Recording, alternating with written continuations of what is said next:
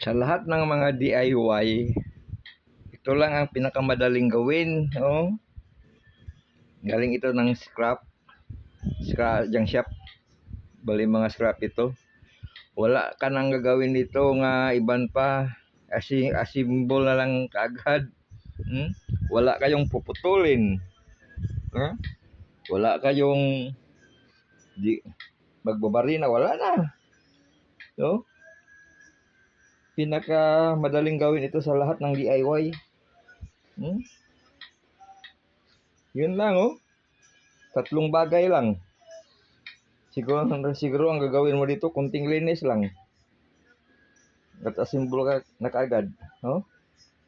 Oh? Ganito lang, no? Kay bilang turning cable ito eh. Oh? Do? Yan lang, oh. Pasok lang dyan, oh. Oh? Pangatlo ito, oh. Pangatlong gawin. Yan. DIY na kagad. Ha? Wala na. Yun lang. Ang dali, no? Oh. Gawin nyo na.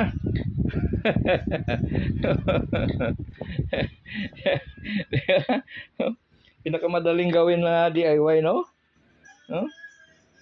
Wala nang ibang madaling gawin na DIY. Ito lang. Oh.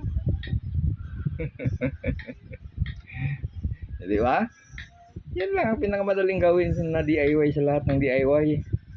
May pakinabang talaga yan. Oh? Yan. Malaking pakinabang talaga yan. Okay po. Salamat.